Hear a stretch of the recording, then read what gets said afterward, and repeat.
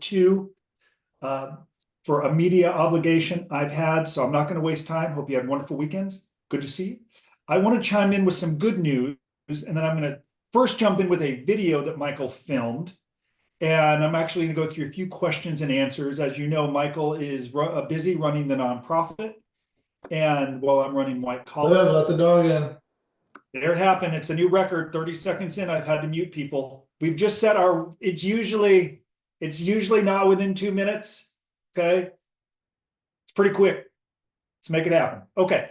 So I'm going to play the first part of this video with my business partner, Michael Santos, and then we are going to talk about it because it just doesn't relate to sentencing. It relates to everything that we're going to be doing. So let's hear it. If you're facing a sentencing hearing, I really encourage you to work on preparing your own sentencing narrative.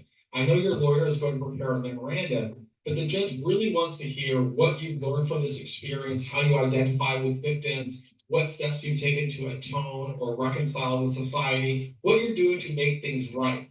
And that to really help the judge see you, he needs to know about your background. He needs to know about what you've done. He needs to know about what you're going to do. He needs to hear about the evolution of your thought and what makes you different today than when you first got into this mess. The more you can express, the better off you're going to be. In my experience, preparing that first person narrative typically takes from on the low end 2,500 words to the high end 3,500 words, because that's what it takes to really flesh out the story.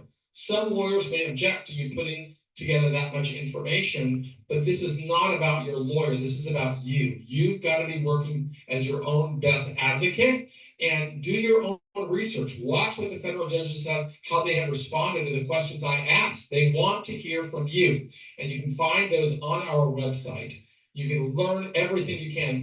We try to provide as much free information as possible, but for those who need assistance, I always encourage them to reach out to our sponsor. Okay, so this is important because every now and again we'll help someone in our community produce some copy. And the lawyer in a recent case, our client was sentenced this morning, said, hey, this is great. It is way too freaking long. Judge Walter will never read anything at this length. Now, despite the fact that we had been in front of Judge Walter before, and I knew that he had commented on something that was actually north of 20 pages, it didn't change that the person in our community was concerned that he had something that he and everyone thought was great, but the lawyer said, I'm not going to turn it in, it's too long.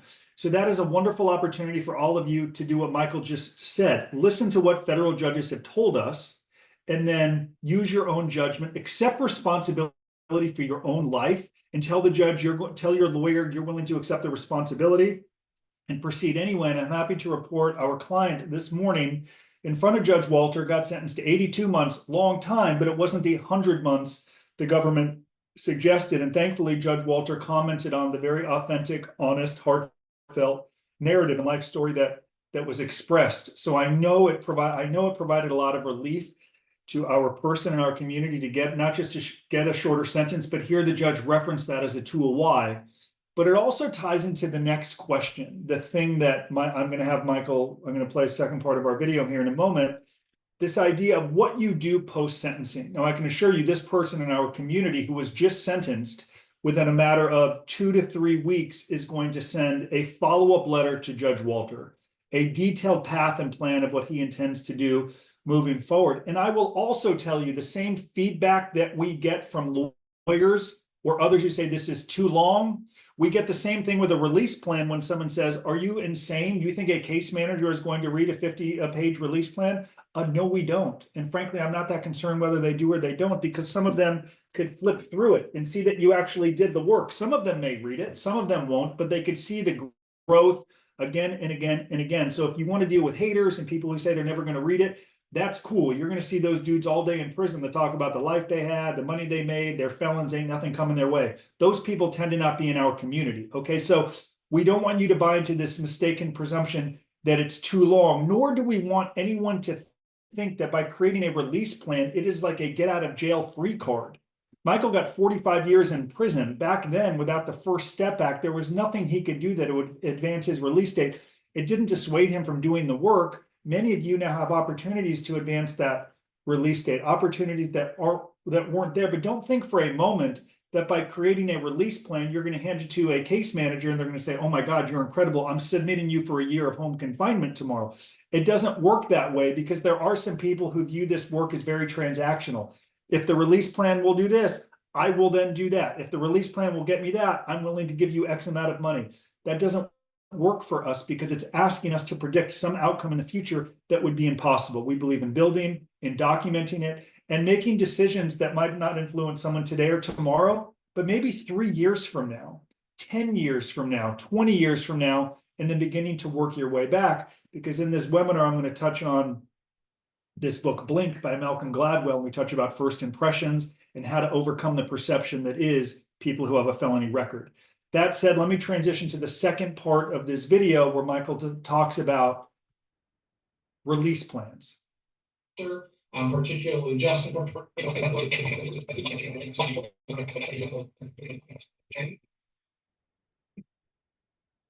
And his team of white collar advice, the more confident what you're doing to reconcile. That's your responsibility. And I hope that you find the information we offer helpful as you prepare for this very difficult time in your life. When building a release plan, keep in mind its intended purpose. It's not a magic pill. It's not some type of get out of jail free card. It becomes an asset that you develop over time with hopes of using it to influence very cynical people. Some of those cynical people may be a case manager. It may be a future probation officer. It may be any other stakeholder in the system. They already see you in one specific way, not because of your release plan, but because of what all of the documentation that's gone on before, whatever the prosecutor wrote, whatever a probation officer report conveyed. You've got to be thinking about how are you going to develop a release plan to advocate for yourself at every stage in the journey. And if a case manager doesn't accept it, don't think that that's the end of the day. Just keep developing. You've got to be thinking about all the challenges that accompany a criminal conviction and all the steps you can take to differentiate yourself from everybody else. The one thing you share in common with every other person in prison is everyone wants the highest level of liberty at the soonest possible time. Your release plan is simply a tool. It is an asset to help you advocate for yourself at different stages of the journey. It should be a living document, one that you continuously work to develop. We offer a lot of free information on how to do that in our program, and I hope that you will use it because no one should fight harder for your liberty than you. We can only show you the path. You've got to walk the path, and don't be discouraged by all the cynical people you're going to meet along the way. The responsibility is yours, and I hope you will get that information. Okay, so that's important for some people who reach out who say, for X amount of money, I'll do this if you get me the prison or you get me out earlier. That's just not realistic with what our team does. That would be dishonest and unethical to tell any of you that could happen.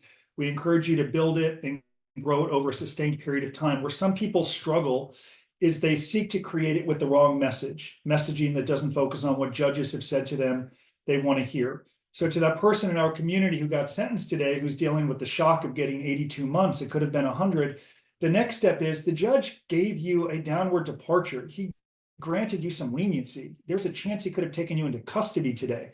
What are you doing to demonstrate and prove worthy of what he just gave you today? Before you surrender to prison, you need to share this plan with him of how you're going to hold yourself to account and build on it, because we know, based on sentencings we've attended and what judges have told us, they expect someone at a sentencing hearing to tell a judge only what they want to hear, and there's not enough follow-up. And I know some judges are going to be more engaged than others. Some judges will respond, some will not. But we're not doing this.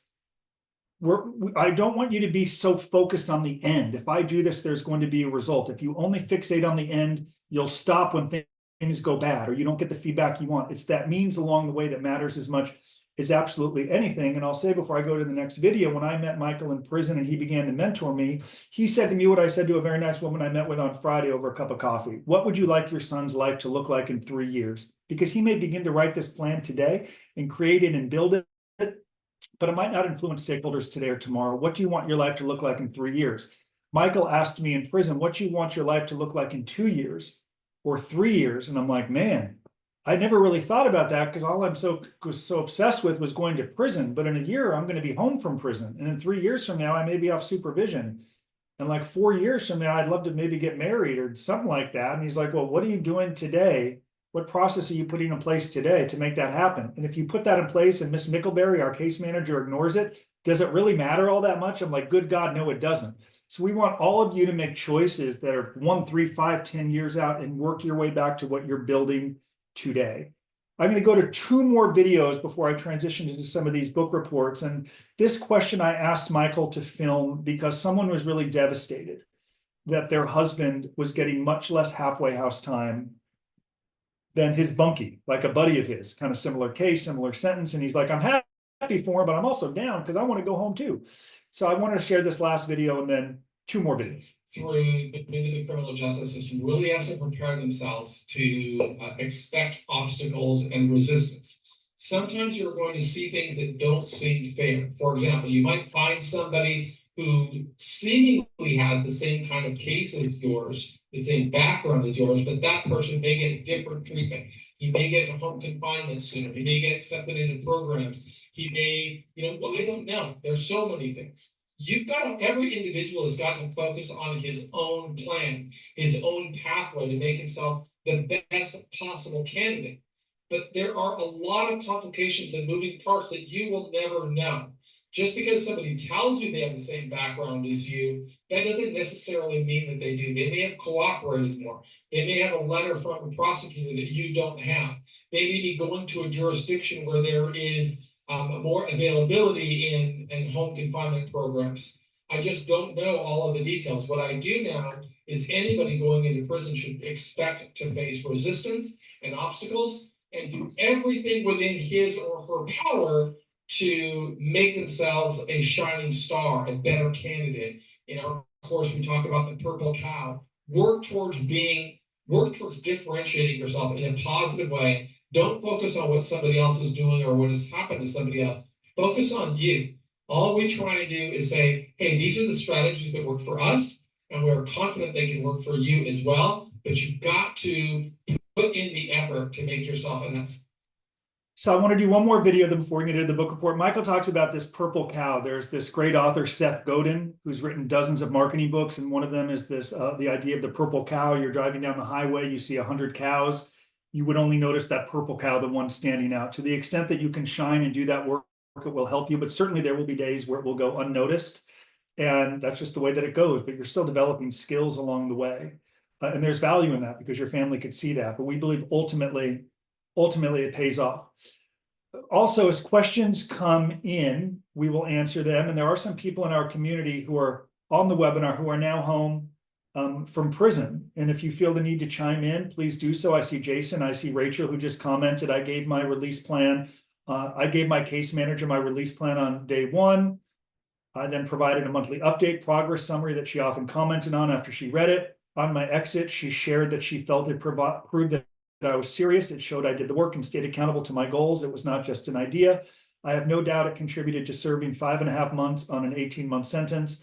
My final release plan had immediate 3, 5, and 10-year goals. So, I mean, this isn't make-believe. Rachel had been in our community for transparency. She worked with our team. She avoided problems. She did the work. 5.5 months on an 18-month sentence. To give you some perspective, I had an 18-month sentence. I served 13 months in prison. When I was in prison, as Michael likes to say, it didn't matter if I watched the Kardashians all day, if I wrote or exercised all day. You were not rewarded or treated any differently back in 2009. But because of the First Step Act, and because of what John Gustin, who ran halfway houses for 25 years, told us, they are going to incentivize and reward people willing to do the work. She did it. There's a reason she's home after 5.5 months, and there's a reason some people on that same sentence might be there 10 months, or worse, even longer if they get into trouble and lose their good time. The choice is you. The choice is on you to implement it. Rachel, thank you for sharing that. It's wonderful. This is going to be, I don't know if it's an odd video, but I saw it this morning, and it really ties into what someone said to me last week after they read Michael's book, Earning Freedom. And I'm glad Michael's not on this webinar because he hates like false praise and promoting him. He doesn't like it, so I can do it in a way that he never would. But it ties into, I think, this video I heard with Bob Dylan. And I'm fascinated with Bob Dylan because my mom grew up with him in a small town in Hibbing. She went to a dance with him. The family went to my bar mitzvah a very long time ago. So we've known the family for a very long time. And my mom can share some stories about him as a young boy that are fascinating. And I think it kind of ties into what someone said to me about Michael and earning freedom. I'm not saying Michael is Bob Dylan. I would argue his impact on the prison system and influencing millions is remarkable, similar to what I think Bob Dylan did with music. So let's hear this, and I'm going to offer some insights. Well, outcome. Wishing. You ever look at music and say, wow, that you've written, and look back at it and say, whoa, that surprised me. I don't know how I got to write those songs. What do you mean you don't know? They were, those early songs were like almost magically written. Darkness at the break of noon, shadows even the silver spoon, handmade blade, a child's balloon, eclipses both the sun and moon, to understand you know too soon, there is no sense in trying. Well, try to sit down and write something like that. There's a magic to that, and it's not Siegfried and Roy kind of magic, you know, it's a different kind of penetrating magic. And no, I did it. I did it at one time. Okay, this is relevant, I think, because while he's saying he doesn't know how he wrote it, my mom told me that sitting along next to him in grade school and growing up, it was 24 hours a day. He was consumed with music and writing and what he hoped to become, right? Totally tuned out while writing and thinking. Total mastery, 24 hours a day, to the point where he could produce things that he says, I don't think I could ever produce them again, or I don't know how he did it. The way he did it, I think, and from what my mom had told me, it was just a total consumption and mastery of a subject. And I would argue for any of you, it has got to be total mastery and consumption of some subject if you want to overcome this felony conviction. And we're going to discuss that. I just spoke with Clyde this morning. I'm going to discuss this in an upcoming review of the book Mastery by Robert Greene, where he talks about how to properly master a subject over a certain period of time.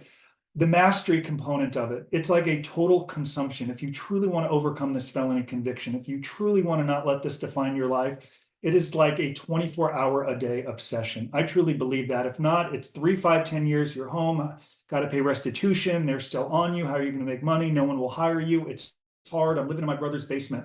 It's awful to hear, but it's true. And when I reverse engineer and look at the decisions that people made and why they're still struggling, they chose not to become totally obsessed and consumed as Bob Dylan did as a 5-year-old sitting there daydreaming in class about music, or to a degree what Michael eventually did. So when I met with someone last week and they said, I read Earning Freedom, which is like a 150,000 word book. How long did it take Michael to write this? Like 2 or 3 years? Like, how could someone actually write this? And my response was, I sat next to Michael in prison when he hand wrote this book over 5 weeks, and it's a 150,000 word book. And someone said, like, how could he actually do that? Like, how do you write a 150,000 word book that's this compelling without a typewriter or email? Because there was no email in prison when he wrote it. How do you do that?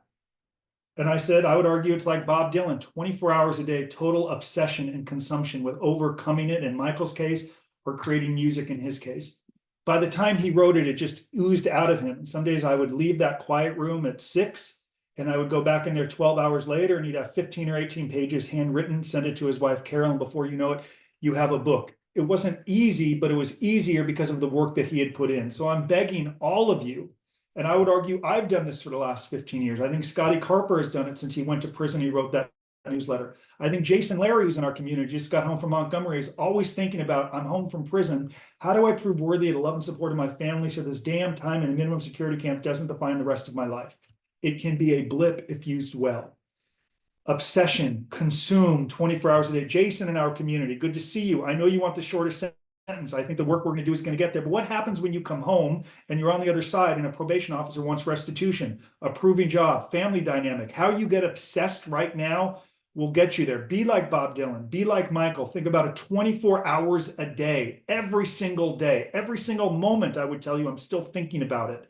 And only then can it get to a point where it comes more effortlessly, easy, and you get closer to what you want. But it takes a very long time, which is why I'll say to the person who said their lawyer should delay starting, get off the internet. My response was simple: fire your lawyer. If you think there's value in delaying overcoming a conviction and a prison term and the stigma that follows this, or if you take that advice, that's your fault. Or you've hired the wrong lawyer that would actually tell you it's a good idea to delay preparing, because I can assure you that lawyer didn't delay getting good grades in high school, getting good grades in undergraduate school, and then going to law school. Don Carper, Scotty's dad, is on this call. If you were to ask him how long and hard he worked to become a top lawyer, he probably said I've worked a long time. I'm glad I didn't delay. Don't be any different than Dawn or anyone else willing to do the work, please. That said, any thoughts are based on what I just said? Any insights? Because some people also say, hey, my loved one's in prison. This webinar might be useless to them. Can you convey some of this information to them if you have a loved one in prison? Greene, are you hearing anything you can convey to your loved one? Lynn, is there anything you can convey to your son? It's a total obsession to overcome this wretched system. I'd love for someone to chime in because I'm talking nonstop. Anyone? I'll chime in.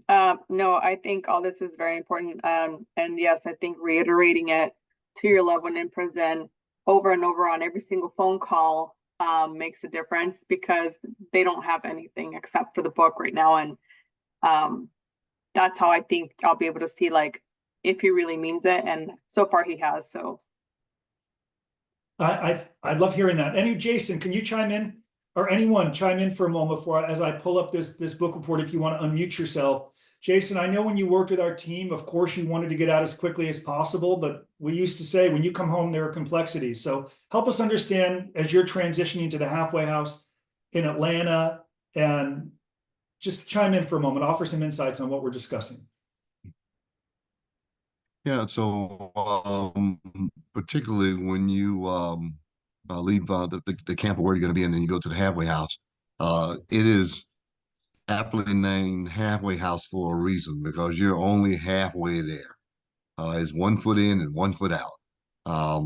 You would think of a halfway house, you're thinking, well, there's maybe 8 to 10 people in a house. Not so much. There's 125 people in my halfway house, and it's like a mini prison. So with that, the things that are going to get you ahead is the pre-work you've done before you arrive at the halfway house. Your actual release plan, your conduct with regards to how you were in the camp, being ahead of the people that are there, before you. So that has everything in the world to do with how you present yourself to that new case manager once you arrive at the halfway house.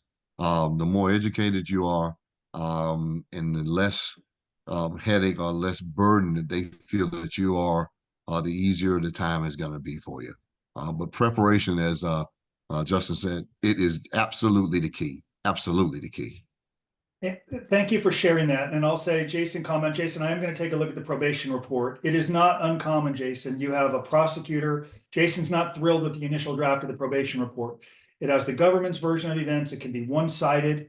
I know they tend to make prison recommendations that are higher than the government will actually give. Not uncommon at all. In fact, I know your lawyer. I would ask her, would you say what percentage of the time does the probation officer give a higher recommendation than the actual sentence? I suspect she'll say close to 100% of the time, but it's their job to take the government's version of events. And it's the reason the judge sentences you, not the probation officer. But we're going to continue to influence it. And we're going to go through it and identify any corrections or problems. Lastly, to Rachel, she made a comment about the book reports, who taught the FSA class. She was impressed with the reports and the reference correlation from the Spark 13. It resulted in her writing a glowing DC summary that is in my record and went to my CRM. That also ties into people who want to create the plan and then stop growing it.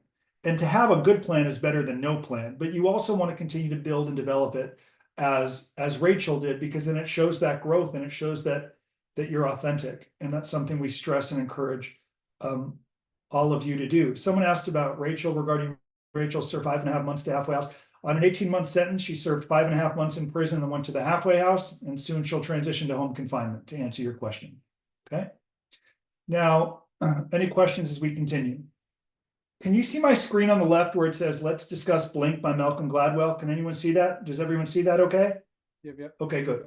So I've been quoting, if you go back to my YouTube videos from 2010 to 2015, you'll see that I've been discussing Blink and David and Goliath, a more popular book of his. Ever since then, we're going to talk about that as well. And I'm not going to go through the whole book. I am going to write I am going to film a podcast on it. I'll also post as a blog. But if you were to go back to a YouTube video I filmed in 2014, you'll hear me talking about what he calls his like thin slicing. And this is something that relates to all of us. So let me go through it. Thin slicing is the brain's ability to make quick decisions based on limited information. While this can be helpful in some situations, it can lead to harmful snap judgments during a government investigation. Consequences of thin slicing. If those involved in the investigation, prosecutors, judges, or even your own legal team quickly label you based on limited information, it can lead to social ostracism and distrust, making it more difficult to rebuild your reputation in life. So, of course, all of us who have a felony record understand that we all immediately make judgments according to the book. 100% of human beings who are cognitively able to make a decision judge someone. Sometimes it could be good and bad or harmful if we judge them improperly, but it doesn't change, according to this book in science, that you can expect a prosecutor or a probation officer to immediately judge us. And what would some of these immediate stereotypes be if they hear someone like me who served 18 months for fraud? Could someone chime in? What would some of those immediate judgments be? Could someone tell me? I pled guilty to fraud. I went to prison. What are some immediate judgments that come to mind? You're dishonest. Greedy, short-sighted, thief, criminal, right? Immediate. Like, even if they don't want that bias, it's in them. It's coming. That's according to the book. And we don't even need a book for us to know that it's true. Continuing. Thin slicing. We continue on some of the limited opportunities. A quick negative judgment might cause potential employers or business partners to write you off, leading to fewer opportunities for growth during and after the investigation. Reinforcement of stereotypes. Negative thin slicing can reinforce harmful stereotypes, such as the belief that anyone involved in white-collar crime is irredeemable. Now, I will tell you, this takes some resolve.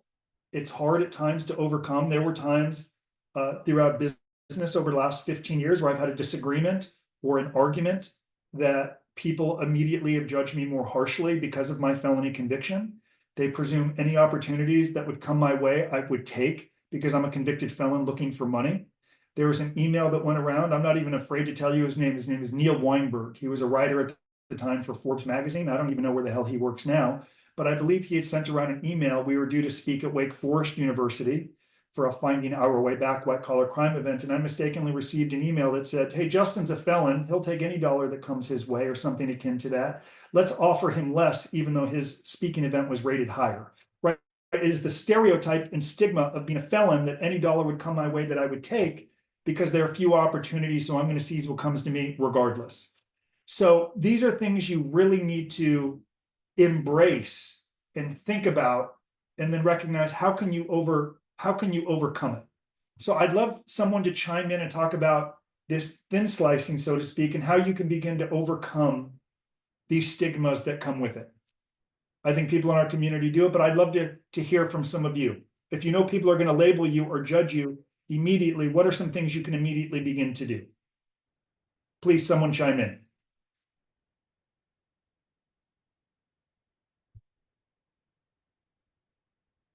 Anyone, if you want to unmute yourself? Yeah. Hey, Jason, it's Gabriel. Yes. I would imagine community volunteerism would definitely be a good way of redeeming one's character or position in the community. Yes, I would argue from this little report that I wrote, I'm going to put it here for everyone to see. And it's the heart of our message, right? So we can humanize the experience, share stories of growth and accountability to counteract these judgments. So certainly that's one way that you could do it. You could demonstrate how you're giving back, contributing, trying to change the narrative through your own efforts, with hopes that people will take the totality of your life or your full character into account rather than this little snippet. That's one way, without question. I would argue the most important way aligns with the exact message that we have conveyed ever since we've been in business. Something that Michael's done since '87. You just have to show it. Help others understand the broader context of your life and decisions, providing a more nuanced and compassionate view of your situation. That's it.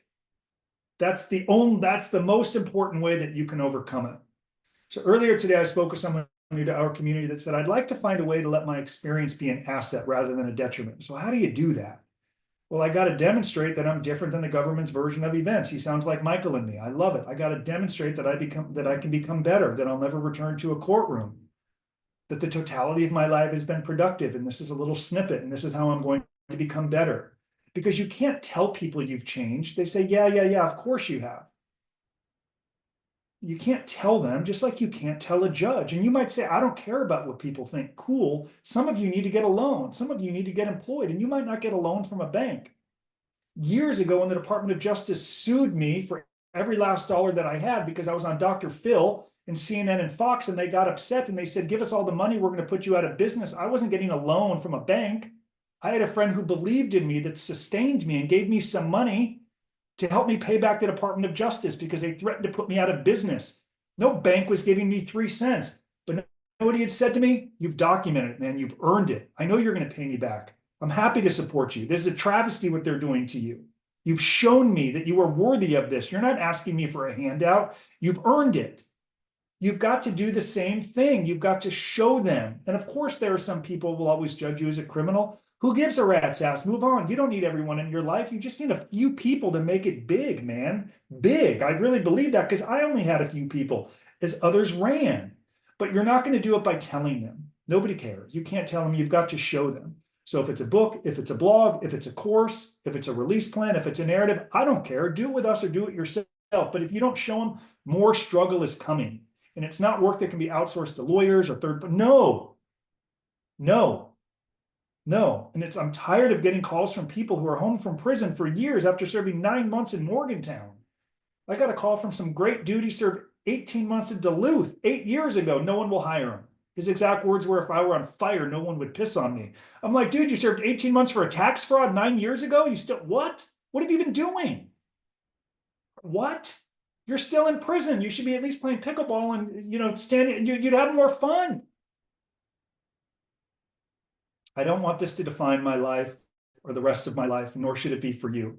You've got to immediately overcome these things. As we continue in the book, there's something that I'm going to jump to here because we're already at 134. The lasting impact of initial judgments. This is a big part of Blink. Regardless of how, no matter what you do, when you meet a probation officer, they have a perception of you. There is no question. It's data driven. They have a perception of you. So what can you do like right now to try to influence the immediate perception they're going to have of you, because they're a human being and it's your name versus the United States of America. It's the reason, according to this book, when it's your name versus the United States of America, you are so likely to be convicted, even if innocent, because of that initial judgment and the way that people will label you when they see the government has accused you of a crime. It's why so many innocent people are convicted. People have already formed their judgment of you just by seeing the damn indictment. So if you know you're going to have these initial meetings, what can you do to overcome them? People on this webinar have had bad proffers. The government said they're evasive. They told half-truths. They didn't work well with the lawyer. So guess what? The lawyer doesn't totally trust you or believe in mitigation.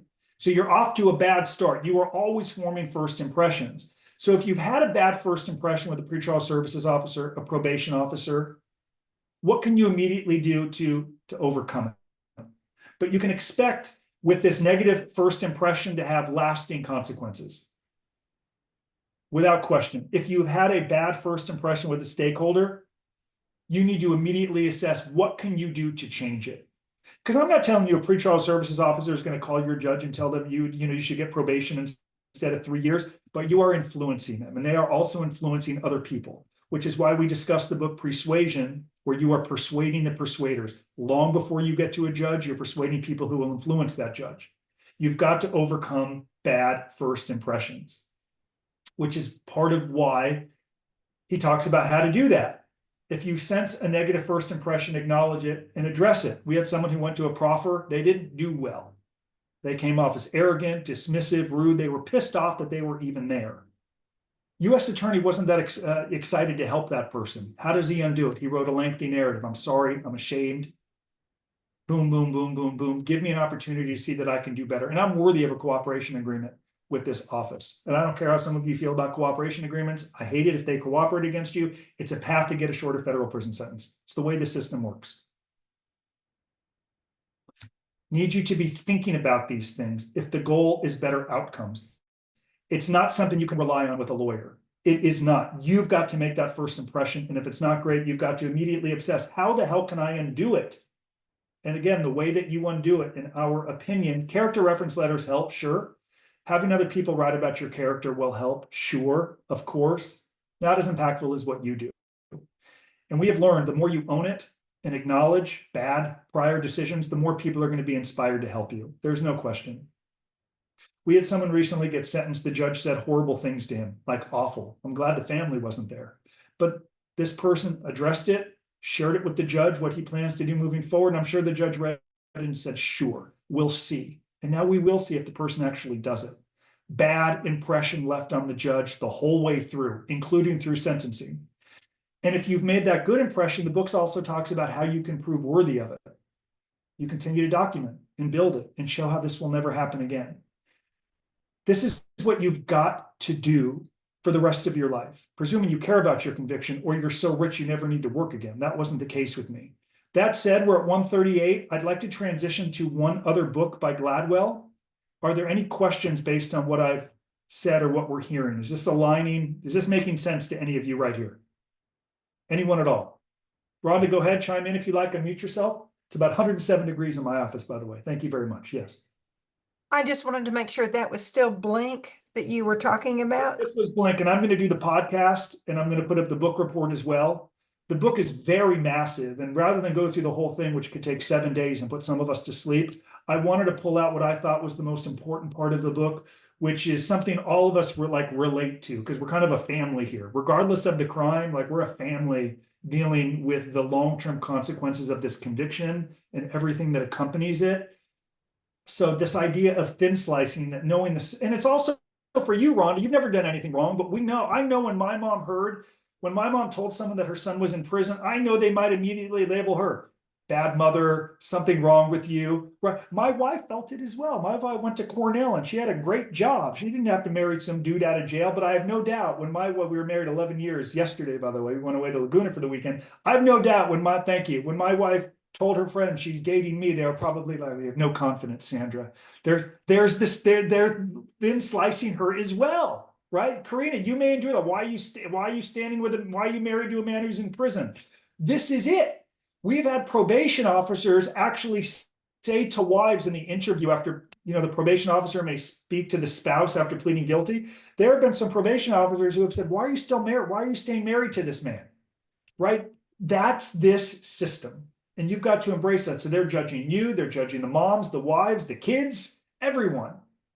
To the extent that you can embrace that and create a plan beyond telling them and showing them, you're going to get, as Michael used to say to me in prison, he'd say, how can you get into a different algorithm? I said that to Clyde this morning, who I see is listening. What can you do, Clyde, to get into a different algorithm? It's not what his lawyer says. It's not what he says. It's what he shares with him and how he documents it and grows it. That's the only way. Okay. I got the hiccups, but I'm going to overcome it. So let's transition to the second portion of the book. Now, this is my favorite book of the two. There's one of these two books I'd really encourage you to listen to. I would argue it's David and Goliath by Malcolm Gladwell, probably one of my favorite books of all times, because we are really underdogs. If you have a felony conviction, the book really teaches you how to think differently. And for example, if you're a convicted criminal, you're not going to go toe-to-toe with someone who, if you go the right way, you go to a job interview, there's a chance that they're going to hire the person who doesn't have the felony conviction versus yours. And the book tells you, how can you overcome that by thinking differently? So Gladwell argues that the underdogs often have hidden strengths primarily or precisely because of their disadvantages. These strengths come from creativity, resilience, or the ability to see opportunities where others don't. Can someone chime in and tell me, perhaps, what are the hidden strengths of their felony conviction? I'm so tired and depressed of these chat rooms that are like coming out of the closet and living in the cave. I'm like, you served 6 months in a camp. What cave are you talking about? There are benefits to this experience. Can someone tell me, maybe Scotty Carper, can someone chime in and tell me any benefits to this experience? Anyone at all? Anyone? I don't know where to begin, but it saved my life. I had a intense drug problem that I didn't want to face, and I will say RDAP helped change my life. When you're going to get 9 months in any situation to work on any problem you might have, and beyond RDAP, because I refuse to give the BOP a ton of credit for sending me to jail, but the experience of going to jail taught me that things were not going according to plan and that I needed to get my act together. And that's a pretty big motivating factor. And it did. It made me get my act together and in so many different ways that I built a path for myself moving forward. So thank you for sharing. I frequently say, I did a media thing earlier today about Sean Diddy, and in that I said, I served 1 measly year in prison. I don't profess to be a prison expert. I am not. I leverage and teach from what Michael did over 26 years. And I know from that guidance, the benefit I found from serving 1 year. You learn to become resilient. Some people like me had some privilege throughout life, never had any heartache or problems. It teaches you how to overcome, to introspect, to appreciate, to find gratitude in what remains rather than fixating over what we've lost. If somehow, some way you can find the strengths in this or the benefits, it can turn out to be an asset, but it won't happen by complaining or happy talk and blaming other people for how we got here. It really does require a sense of looking inward and then building. Scotty did that through writing. I look at anyone who's been success. None of them have done it without writing. I'll be very transparent. And I'm not saying this, so you'll pick up the phone and send us money to do the writing with you. If you can do it on your own, do it. No one has overcome it without really writing over a sustained period of time. So if you can find these advantages, Gladwell would tell you that you're going to stand out and be looked at differently. And as I go back to this screen share and I pull out a few examples from the book, you could listen to this audiobook in a week. It's awesome. One of the stories in David and Goliath that really sticks with me is the troubles in Northern Ireland. The British government, with all its power, tried to suppress the Irish Republican Army by force. But the more the British cracked down, the more the local population sympathized with the IRA. What seemed like a disadvantage, being up against a massive, well-equipped army, actually made the IRA stronger because it rallied more people to their cause. Applying it to your situation, as someone with a conviction, you might feel like society has written you off. Being in this underdog position can push you to develop strengths others might overlook. Maybe you've had to become more resourceful in finding ways to work around the barriers, or you've developed a deep sense of empathy for others who are struggling. These aren't just coping strategies, they're strengths that can set you apart. Now, I will say in developing some of these new skills could lead to some embarrassment, and you've got to embrace that. Scotty, I think, is going to join me on stage here soon, speak with me at a school. I knew in prison I had lost my licenses. I had to begin to embrace new things. So like Bob Dylan began to listen to music and Michael began to write. In my own 1/1,000,000th of a fraction of that, I said I need to learn to use words better. So I would read a book, Atlas Shrugged, for example, by Ayn Rand. I learned like 300 vocabulary words in that book. I would read it, I would circle it, I would write it on an index card, and while standing in line to go to the chow hall, I would learn that word. And if you read my blogs from prison, you would see me inappropriately inserting some of those words in a blog that didn't make forlorn, insouciant, enmity, words that I have never used since, but I knew by writing it, that's how I would learn. Then I would come home and speak, and I would share those same words that were out of order, that didn't make sense. And some people were like, who is this guy? But I just had to endure it. I had to get through it. I had to practice and learn and try.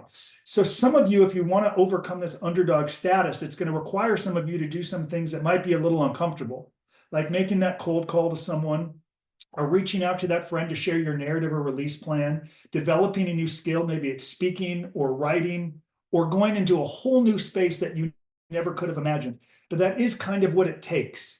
Right? Michael invited me to speak February 2009, the day before the Super Bowl, in front of about 200 prisoners. I was up the whole night before sick because I'm like, I've only been in jail for 7 or 8 months. I'm not really in a position of authority to tell someone in prison anything.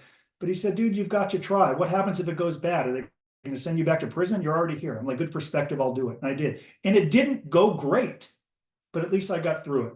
So if you want to overcome this underdog status, just try new things. The worst you could do is fail. You're not hurting anyone, and they're not going to send you back to prison. But that's the only way.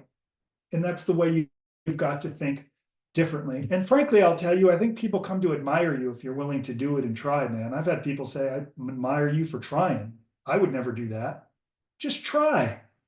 People will admire you for doing it. I mean, I admired Scotty for writing that newsletter every week. So I think it's such a big part of, has such a big role in our team, to be fully transparent with you. Like, he didn't fake it. You can't fake this.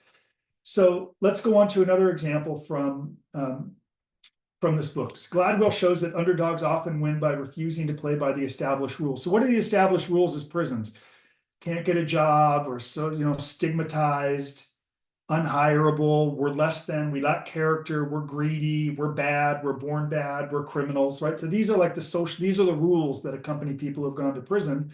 Instead of trying to compete on the same terms, they find unconventional strategies that play to their strengths. Gladwell tells the story of the Impressionists, a group of painters in the 19th century who were constantly rejected by the art establishment. We are constantly rejected. Go apply for a job at Bank of America. Good luck. Go try to open up an account at Chase today. Have a nice week. Okay. Go try to get a loan if you have restitution. Thank you for calling. Right. We can't go toe to toe with these people. Okay.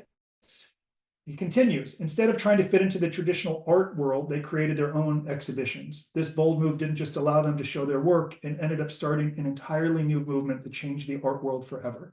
I knew when I came home because of my restitution, I would never get a loan. And I knew I needed to cultivate relationships with people that would believe in me and support me.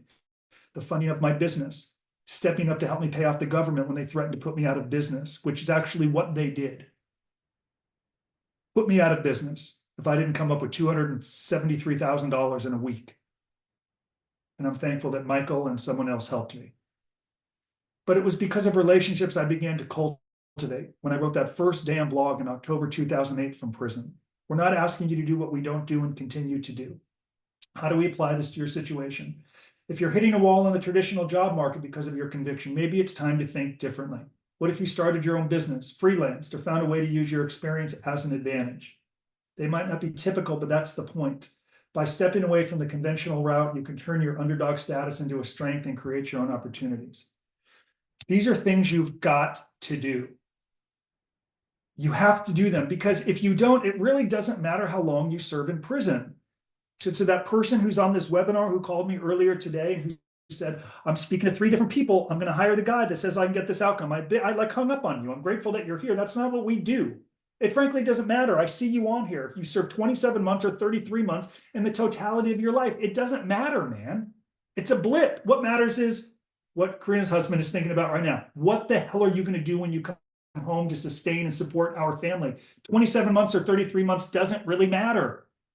Now, I'm not insane. I know you want the shortest sentence possible. Don't get me wrong. But I think you understand the point that we're making. And Jason, this should really hammer home with you. Because with good time and all these things, regardless of what you get, you're home pretty quickly to Northern California. What do you do when you come home because of this felony? That is the obsession I talked about earlier with Michael writing Earning Freedom and Bob Dylan with the music. It didn't happen the day Michael started writing Earning Freedom. It happened decades earlier when he'd write 1,000 words a day, every single day. That's what I need you to do. One more thing I'm going to share with this book, and then we're going to transition to some questions. And I'm so grateful that you're here. I love it. This is the highlight of my week. I love it. Last thing, reframing the narrative, owning your story. Most important thing you'll ever get from our community. Gladwell talks about how underdogs often succeed by changing the way their story is told, by turning a narrative of weakness into one of strength. One of the standout stories in Davidic Alliance is about Vivek, a Silicon Valley entrepreneur who coached his daughter's basketball team. He didn't have the height or skill of their opponents, so he introduced a full court press, an aggressive strategy that turned their perceived disadvantages into strengths. This unconventional approach allowed his team to defy expectations and win games against more skilled components. Reframing your narrative is about taking control of your story. Instead of letting your past define you, focus on what you've learned, how you've grown, telling your story in job interviews, public speaking, writing about your experiences. By owning your narrative, you can shift how others see you and how you see yourself. This is why it doesn't matter if the case manager doesn't read it. You're doing it for yourself, and the more you do it, the more authentic it will be. Then eventually it will ooze out of you. But you've got to start doing the work and changing the narrative. Your past is just one part of your story. The strength lies in how you move forward from it. Owning your story, documenting and building it is the only way in our experience. And I think that's the biggest part of this book and how you can successfully think like an underdog. That said, we're at 1:51, still hot in my office. Are there any questions we have as we go through this, this interview? I'm really grateful that you're all here. If not, we can wrap up early. If not, we can engage for a few minutes with any insights or final takeaways.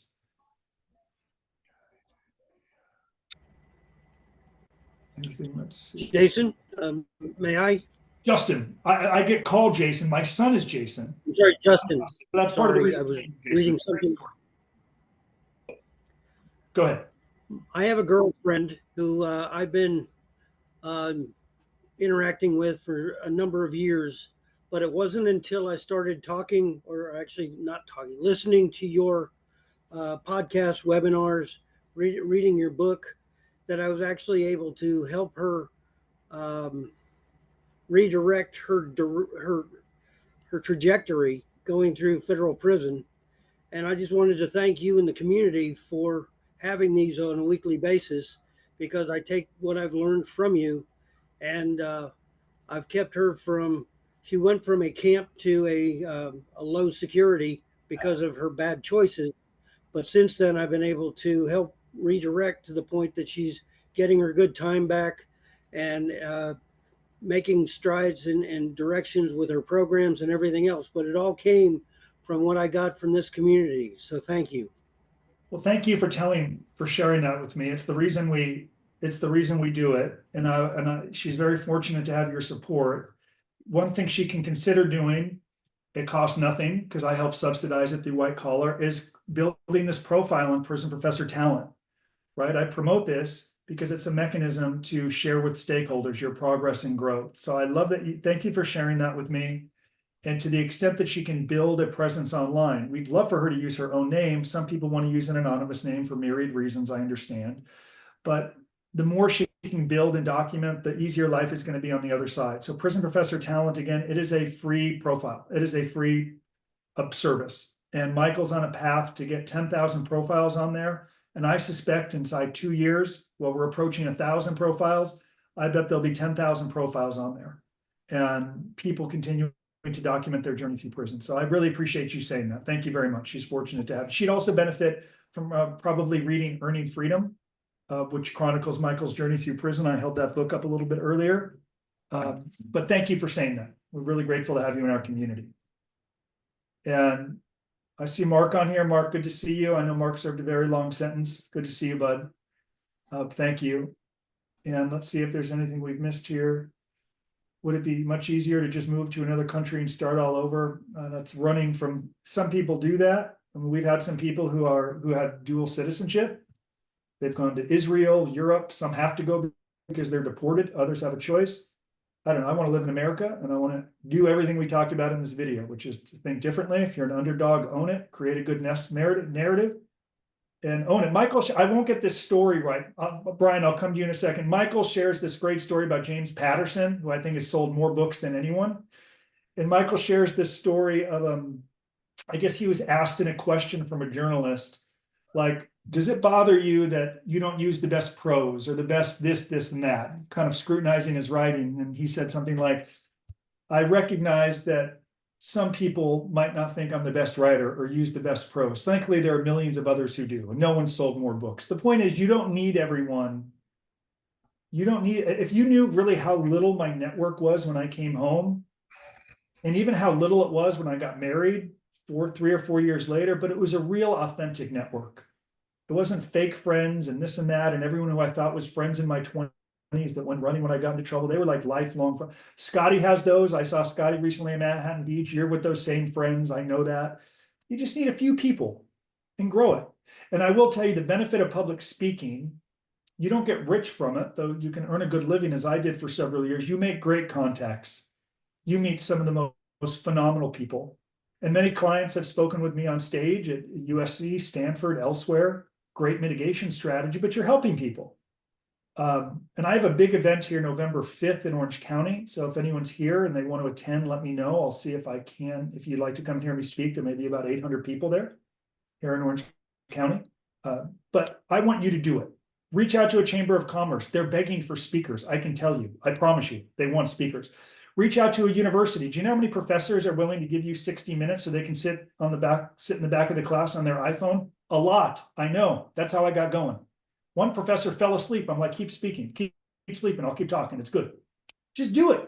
But you get better as a speaker and you learn what works and doesn't work. Only one time I didn't get invited back because I referenced an author that really upset the professor. Really upset the professor. It was at a liberal school in New York. Cost myself an event. I'll share that in a different video. Gabriel, you asked lower your hand. Yes. Good afternoon again, Justin. To your point earlier about your client who was up for sentencing this morning, and how his attorney downplayed the length or the amount of not allocution, but whatever his narrative was. Yeah. You probably know, you remember, I've been waiting for my sentencing now for about 2 years, over 2 years. I've attended a truckload of sentencing hearings just to get my own self ready for it. I've reversed engineered a truckload of sentencing memorandums to see what works and what doesn't. And I've actually sat through Judge Walter's sentencing hearings. And I've never seen a judge rush anyone or say, okay, wrap it up, you're taking too long. To the contrary, whenever it's come up, the judge will say, take your time, there's no rush, this is your hearing. And if I'm not mistaken, if you look in the 3553A factors, it states there that the defendant is not limited in the amount of information that he can present, he or she, during their sentencing hearing. So I just wanted to chime in on that. I appreciate, I know you go to a lot of sentencing hearings because I met you at a sentencing hearing where I went to supporting a client and I saw you in the room. So I certainly remember that. Yeah. So I think you're right. Now we're proponents of, like I can tell you, the person in our community who spoke this morning, Forrest, who many of you have worked with, I'm having dinner with tonight and I'm spending tomorrow with him. He's flying out from North Carolina. He just landed. I'm going to see him tonight and spend tomorrow with him. So I can't wait to see him. It was 2 paragraphs, right? So like Jason, when you speak to your couple of paragraphs, you don't overdo it because there's such mitigation you've done leading up to that. But you're correct. You have ample opportunity to speak. Presuming it's the right message, we absolutely encourage it. So thank you. Good to contribute. Brian, you've waited patiently. If you want to unmute yourself, good to see you. Hey, good to see you again, Justin. Quick correction. I think William Shakespeare and Agatha Christie are the 2 top selling people, not James Patterson. Thank you for embarrassing me in front of 4 people. I've been embarrassed. No. I've got it. No. And I only say this because you'll agree with me. The right answer matters, right? And the reason why I like your stuff is because the right answer. Like I'm an sold more attorney. books than Patterson, huh? God, I could have sworn no. He was the. Okay. We're gonna text about it. But Good. The right answer matters, and as an attorney, that's why I have sent people your way. What I wanted to ask you is more of as someone who supports people who are looking at sentencing. Yeah. There's this emotional line that I have, and I'd like your backup, where I know that this is good advice to send them your way. I know that they should hire you, and I'm saying this, and then they reject it, right? Then there's a certain percentage. How do you emotionally? You've been doing this for a while. How do you emotionally gauge where that is? That I gave you the best I could, and now it's up to you. How do you deal with that? Does that question make sense? Because I find sure. So I will tell you that usually, for transparency, when a lawyer makes a recommendation, it's probably the easiest relationship to engage in because you have such persuasion and power as the defense attorney, right? You're respected, you're dealing with the court, the U.S. attorney, the judge. So I would say to you, when someone calls and says, my lawyer recommended I call you, unless something goes terribly wrong, they're retaining our team. Now, if they have yet to call or don't call, and there's some reservation, it could be because of some of the messaging that we continually convey in videos, which is you can't buy an outcome. There's no elixir or magic pill. You've got to do the work. So when someone, Scotty and I think we had a tough call last week with someone who is a very gung-ho, excited to get going. We create it, we build, and then the lull sets in. While my sentencing was extended, I'm depressed. When will this ever end? And my response was directness. If you're not going to do the work and prepare, you might as well turn yourself into the marshals today and get credit for time served because you're already in prison. You're not building and creating. So the idea that we're not here just to guarantee you into RDAP, which is what we can't do. We're going to guarantee you some magical outcome by not doing the work. No one can have success without work. It can be very hard to do that work. And for some people, it can frankly be easier to scratch a check than be held accountable and actually do the work. One thing that Scotty does well, not only does he do some sales on our team, he'll actually then do the writing. He'll do the release plan or some of the narratives. And then he can tell the person while he's writing it, hey, you hired us to do this. Now you actually have to do it. And for some people, the idea of rebuilding, hearing that message, it could be easier to just outsource and not do it. It could be easier just to say, I'll get around to it. I'll start later. And there are some lawyers, Brian, you should know, who say that. Will say, like, get off the internet, relax, go have a drink. It's going to be fine. It's like, no, it's not going to be fine. it's bad. You're in crisis. That could be the reason for some hesitancy. Some people might not actually be ready to do the work. And some of those same people tend to look back with a sense of regret. It's like, Michael, you know this, Michael opened, we wrote a little book called Prepare, and it's on our website for free. I put all 28 chapters up there on the White Collar Advice site. And in one of the books, Michael draws on this cliche or the analogy, like, when is the best time to plant an oak tree? 20 years ago. What's the second best day? Today. Here it is. You know, and that's what some people aren't quite ready to do because they're so upset. They don't agree with the government's version of events. And for that reason, it's easier just to kind of bury your head like the proverbial ostrich. So thank you. And thank you for sending people our way. Are you familiar with our directory? We need to discuss that. Have you discussed that with Scotty? Scotty will reach out to you. We can discuss. Okay, good. Scotty manages that project for us. Okay. Let's see. Someone said, okay, anything else here that, Mark, I see your email about the invitation. I'm going to reach out to the organizer and see if I could bring a few people. The worst they can say is no, but I'll ask if anyone here is in OC. It's November 5th in Orange County. Okay. Okay, we're at 2:03. So this is what I'm going to do. I'm going to end the webinar. I will have the recording and replay with notes up by Thursday. We'll be back next Monday. Anything comes up in the interim, our team is here, but we're so thankful to be here alongside all of you, okay? All right, guys, thank you so much. See you next week. Thank you. I just got the data from Brian. Okay, thanks, guys. Thank you.